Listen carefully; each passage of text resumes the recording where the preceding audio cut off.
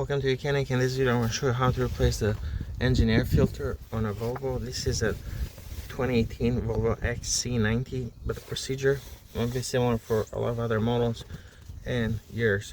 So you have 1, 2, 3, 4, 5, 6.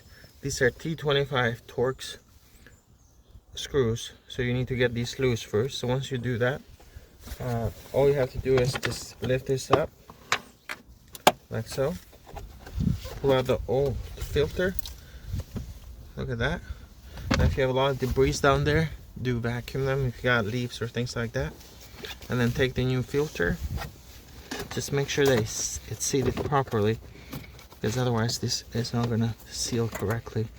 So check this all around, and then put the filter down and line up the screws, and then get these screws tight.